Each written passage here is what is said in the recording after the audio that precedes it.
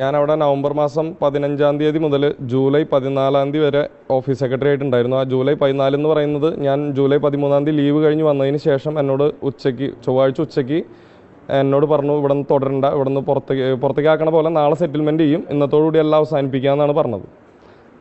അതിനിടയിൽ എന്താ ഈ പണത്തിന്റെ ഇടപാടുകൾ എന്തെങ്കിലും നടന്നിട്ടുണ്ടോ? ഈ മൊത്തത്തിൽ ഈ കള്ളപ്പണ ഇടപാടുകൾ, അതായത് ഈ പണം BJP ഓഫീസിൽ നിന്ന് കടത്തി എന്നുൾപ്പെടെയുള്ള കാര്യങ്ങൾ ഈ തിരുവനന്തപുരത്തു നിന്ന് ഉൾപ്പെടെ പ്രത്യേകിച്ച് റിപ്പോർട്ടുകൾ ഉൾപ്പെടെ പുറത്തു വന്നതാണ്. തൃശ്ശൂരിൽ അങ്ങനെ എന്തെങ്കിലും സംഭവിച്ചിട്ടുണ്ടോ? അതായത് പണം കടത്തുക എന്ന് പറഞ്ഞു കഴിഞ്ഞാൽ ഇവിടേക്ക് വന്നിരിക്കുന്നത് ഇലക്ഷൻ ആകുമ്പോൾ സ്വാഭാവികമായിട്ട് എല്ലാ രാഷ്ട്രീയ പാർട്ടികൾക്കും ഇലക്ഷൻ ഫണ്ട് എന്ന് പറയുന്ന ഒരു തുക വരും.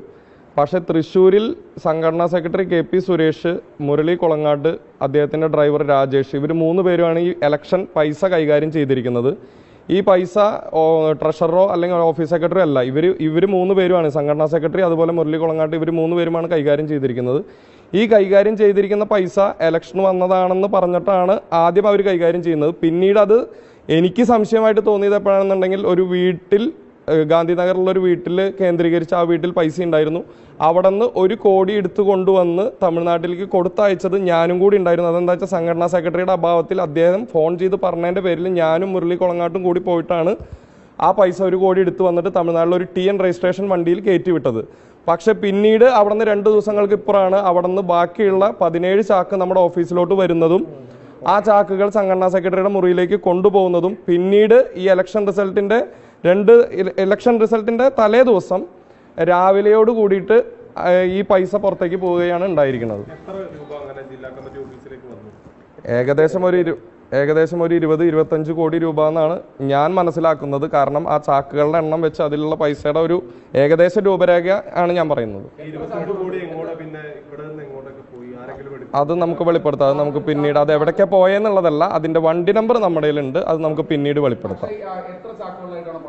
17 ചാക്കാണ്. ചാക്കും ഒരു പച്ച കളർ ബാഗും. ആ പച്ച കളർ ബാഗ് ആ ഓഫീസിൽ അവിടെയുള്ള ഒരു 4-5 സ്റ്റാഫുകൾക്ക് ഡ്രസ്സോ നിങ്ങൾക്ക് എന്തെങ്കിലും ആവശ്യമുണ്ടെങ്കിൽ എടുത്തു വെക്കാമെന്ന് പറഞ്ഞിട്ട് കൊടുത്തിട്ടുണ്ട്. അതിലൊരു ബാഗ് എൻ്റെ കയ്യിൽ ഇരിക്കുന്നുണ്ട്. ഈ പണം ഇത് എന്തിനാണ് വന്നത്? അപ്പൊ ഏത് സമയത്താണ് പണം എത്തിയത്? അത് ഇലക്ഷന്റെ പൈസയാകുമ്പോൾ നമുക്ക് അങ്ങനെ പറയാനായിട്ട് സാധിക്കില്ല. പല ദിവസങ്ങളിലായിട്ട് ഇലക്ഷന് മുമ്പായിട്ട് വന്നതാണ്. പക്ഷെ ഇത് ഇലക്ഷന് വന്ന പണം കഴിഞ്ഞിട്ട് ബാക്കി പൈസയാണ് ഞാൻ പറഞ്ഞത്. അത് എവിടെ നിന്ന് വന്നു, എന്ത് വന്നു എന്നുള്ളത് എനിക്കറിയില്ല. അതറിയില്ല. അതും എനിക്ക് പറയാനായിട്ട് സാധിക്കില്ല. കാരണം എന്താ വെച്ചാൽ നമുക്കറിയില്ല. അത് പല വണ്ടികളിലായി പല ഘട്ടങ്ങളിലായിട്ടാണ് കൊണ്ടുവന്നിരിക്കുന്നത്. ഇലക്ഷന് മുമ്പായിട്ട് ഓരോരോ ഘട്ടങ്ങളിലായിട്ട് എത്തിയിട്ടുണ്ട്. അത് എത്ര എന്തെന്നുള്ളത് ഓഫീസ് സെക്രട്ടറി എന്നുള്ള നിലയ്ക്ക് ഞാൻ അറിഞ്ഞിട്ടില്ല, ട്രഷറർ എന്നുള്ള നിലയ്ക്ക് അദ്ദേഹത്തിനും അറിയില്ല. ഇവർ 3 പേരുമാണ് കൈകാര്യം ചെയ്തിരിക്കുന്നത്. അവിടെ എത്തിയതിന് ശേഷം പിന്നീട് അത് എങ്ങോട്ടേക്കാണ് മാറ്റിയത്? അത് ആരൊക്കെയാണ് മാറ്റിയത്? അത് അറിയില്ല. അത് നമുക്ക് അറിയില്ല. ആരാണ് ഇത് കൊണ്ടുപോയത്? അപ്പൊ കൊണ്ടുപോയതെന്ന് വെച്ചാൽ മനസ്സിലായില്ല.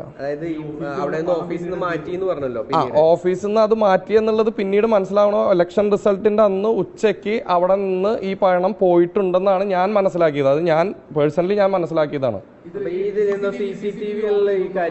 CCTV ഫുട്ടേജ് എന്താ വെച്ചാൽ ഇലക്ഷന്റെ അന്ന് ഉച്ചയ്ക്ക് CCTV ഫുട്ടേജ് അവിടുത്തെ ഓഫീസ് സ്റ്റാഫ് ആയിട്ടുള്ള ഒരു ലേഡി ഉണ്ട്. ആ ലേഡിയും പിന്നെ അവിടെ ഒരു പ്രവർത്തകനുണ്ട്. ആ പ്രവർത്തനം കൂടിയിട്ടാണ് ആ CCTV അവിടുത്തെ DVR മാറ്റുന്നത്. അവിടെ ഇതുവരെ ഉണ്ടായിരുന്ന DVR ഈ ഇലക്ഷൻ റിസൾട്ടിന്റെ അന്നത്തോടുകൂടി അവിടുത്തെ DVR മാറ്റി പുതിയ DVR സ്ഥാപിക്കുകയാണ് ഉണ്ടായിരിക്കുന്നത്. അത് സ്വാഭാവികമായിട്ടും ഇപ്പൊ നിങ്ങൾക്ക് തന്നെ മനസ്സിലാക്കാമല്ലോ, അല്ലെങ്കിൽ ഒരു നേതാക്കൾക്ക് മനസ്സിലാക്കാൻ എളുപ്പമുള്ള കാര്യമല്ല. കാരണം അത്രയും കള്ളത്തരം നടന്നിട്ടില്ല എന്നുണ്ടെങ്കിൽ ആ DVR അവിടെ നിന്ന് മാറ്റേണ്ട ആവശ്യകത ഇല്ലല്ലോ. സംഘടനാ സെക്രട്ടറിയുടെ പങ്കുണ്ട്, മുരളി കുളങ്ങാട്ട് എന്ന് പറയുന്ന വ്യക്തിയുണ്ട്, പിന്നെ അഡ്വക്കേറ്റ് അനീഷ് കുമാർ, അവരുടെ നേതൃത്വത്തിലുള്ള ഒരു ടീമിന്റെ ഫലമായിട്ടുള്ള ഒരു മുക്കലാണെന്നാണ് ഞാൻ മനസ്സിലാക്കുന്നത്. ഈ ഇലക്ഷൻ എത്തിയ പല ഫണ്ടുകളും ഇത്തരത്തിൽ തിരിമറി നടത്തി എന്നുള്ള റിപ്പോർട്ടുകൾ നേരത്തെ തന്നെ വന്നതാണ്. തൃശ്ശൂരിൽ എത്രത്തോളം പണം ഇങ്ങനെ മുക്കിയെന്ന് താങ്കൾക്ക് അറിവുണ്ട്? അങ്ങനെ കണക്ക് പറയാനായിട്ട് നമുക്ക് സാധിക്കില്ല. ഞാൻ പറഞ്ഞത് 17 ചാക്കാണ് ഞാൻ എന്റെ കൺമുമ്പിൽ കണ്ടത്. അതായത് ആ വീട്ടിൽ നിന്ന് കൊണ്ടുവന്ന് സംഘടനാ സെക്രട്ടറിയുടെ റൂമിലേക്ക് കൊണ്ടുപോയത്. അത് ഇലക്ഷന് ശേഷമാണ് ഉണ്ടായിരിക്കുന്നത്. അത് വീട് ആരെയാന്ന് നമുക്കറിയില്ല. മുരളി കുളങ്ങാട്ടിന്റെ അധീനതയിലുള്ളതാണ് ആ വീടെന്നാണ് എനിക്ക് മനസ്സിലാക്കാൻ സാധിച്ചത്. CCTV ഓഫ് ചെയ്യാനായിട്ട് എന്നോട് സമ്മർദ്ദം ചെലുത്തിയിട്ടുണ്ട് സുജയ് സേൻ എന്ന് പറഞ്ഞ പാർട്ടിയുടെ ജനറൽ സെക്രട്ടറി. ഞാൻ പറഞ്ഞു ഞാൻ അവിടെ വന്നതിന് ശേഷം എനിക്ക് CCTVയുടെ പോയിട്ട് അവിടെയുള്ള ഈ എന്താ പറയുക ടെക്നിക്കൽ പരമായിട്ടുള്ള കാര്യങ്ങളൊന്നും ഇവർ പറഞ്ഞു തന്നിട്ടില്ല. അപ്പോൾ അത് കാരണം എനിക്ക് ചെയ്യാൻ പറ്റില്ല എന്ന് പറഞ്ഞു. ആ സമയമാകുമ്പോൾ ഒന്ന് മാറി നിന്നാൽ മതി എന്നാണ് എന്നോട് പറഞ്ഞത്. ഇല്ല, അങ്ങനെ മാറി നിൽക്കേണ്ടി വന്നിട്ടില്ല. പക്ഷേ DVR മാറ്റിയല്ലോ, മാറി നിൽക്കേണ്ട ആവശ്യം ഉണ്ടായിട്ടില്ല. DVR മൊത്തത്തിൽ മാറ്റാണ് ഉണ്ടായത്. ഈ നിങ്ങൾ എന്തിനാണ് അവിടെ നിന്ന് പിരിച്ചുവിട്ടത്? അത് കാരണം ഇപ്പം ഇത്രയും കാരണം പറയുമ്പോൾ എനിക്കെല്ലാം മനസ്സിലായത് കൊണ്ട് ഞാൻ ഇനി അവിടെ തുടരുന്നത് അവർക്ക് ആപത്ത് എന്നുള്ളൊരു ആലോചനയിലായിരിക്കാൻ മാറ്റിയതെന്നാണ് ഞാൻ എതിർത്ത് നിന്നോ? എതിർത്തല്ല, ഞാൻ പ്രസിഡന്റിന്റെ ശ്രദ്ധയിൽപ്പെടുത്തിയിട്ടുണ്ടായിരുന്നു. ഇങ്ങനെ ഇവിടെ സംഭവങ്ങൾ നടക്കുന്നുണ്ട്, ഞാനിവിടെ രാത്രി താമസിക്കുന്ന ഒരാളാണ്, എനിക്ക് ഭയമുണ്ട് അവിടെ നിൽക്കാനായിട്ട്, ഇത്ര അധികം പൈസ ഉള്ളപ്പോൾ എന്ന് പറഞ്ഞപ്പോൾ എന്നോട് പറഞ്ഞു അത് ഓഫീസ് സെക്രട്ടറി അന്വേഷിക്കേണ്ട ആവശ്യമില്ല, അത് സംഘടനാ സെക്രട്ടറി നോക്കുന്നു പറഞ്ഞു. ഇങ്ങനെയുള്ള സംഭവങ്ങളൊക്കെ രാജീവ് ചന്ദ്രശേഖരനെയോ മറ്റോ അറിയിച്ചിട്ടുണ്ടോ? ഞാൻ മെയിൽ ഓൾറെഡി അദ്ദേഹത്തിന് അയച്ചിട്ടുണ്ട്. എപ്പോഴാണ് അയച്ചത്? ഞാൻ ഒരാഴ്ചയ്ക്ക് മുമ്പ് എന്നെ അവിടെ നിന്ന് പറഞ്ഞു വിട്ട എൻ്റെ പിറ്റേ ദിവസം തന്നെ ഉച്ചയ്ക്ക് ഞാൻ മെയിൽ അയച്ചിട്ടുണ്ട് അദ്ദേഹത്തിന്.